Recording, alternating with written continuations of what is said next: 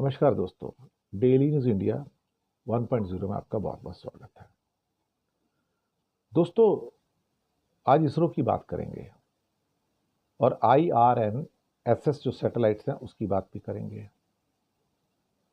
अब ये सैटेलाइट जो हमारे हैं IRNSS जो है बेसिकली ये नेविगेशन इंडियन कॉन्स्टिलेशन है, नाविक जिसको कहा जाता है, NAVIC। अप्रैल 2016 में शुरू किए गए थे।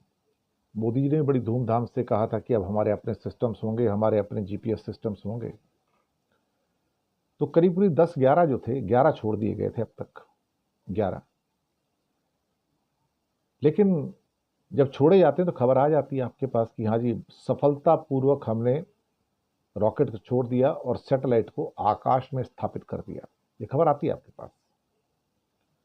लेकिन उसके बाद कोई ये नहीं बताता कि चल रहे हैं नहीं चल रहे हैं।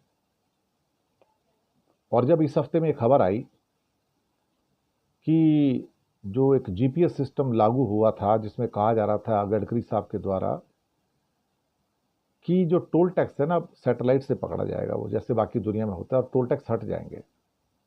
लेकिन उस प्रोजेक्ट को पोस्टपोन कर दिया गया।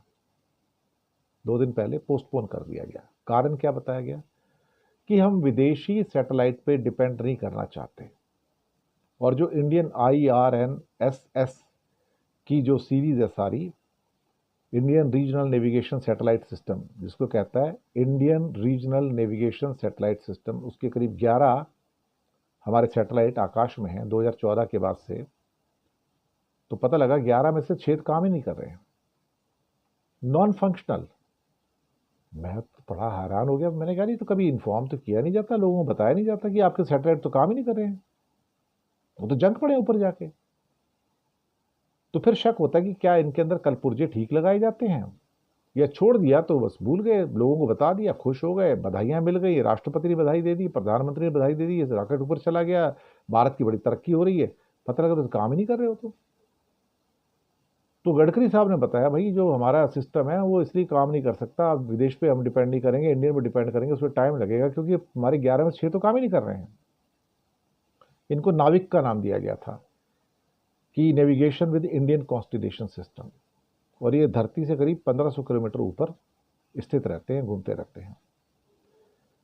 अब ये they are used for navigation and messaging service such as providing disaster warning and fishing zone messages.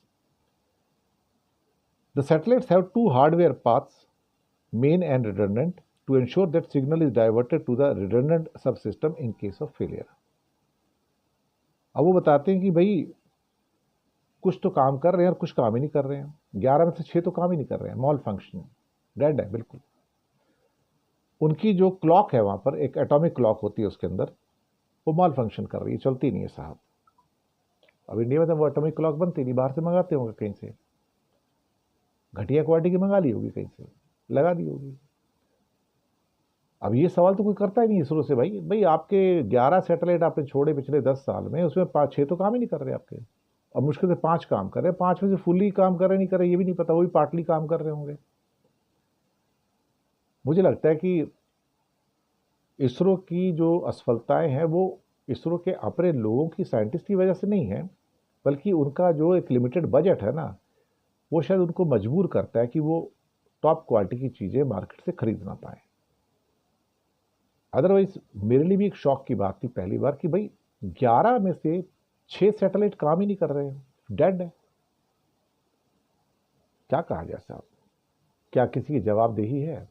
क्या कोई बताएगा कि ऐसा क्यों हो रहा है कि 11 सैटेलाइट काम करने चाहिए थे, और इसकी वजह से जो इंडिया का जो नेविगेशन सिस्टम था, जो गडकरी साहब ने लॉन्च करना था, वो टल गया कि हम फॉरेन वाले पे नहीं जाएंगे, इंडियन से करेंगे।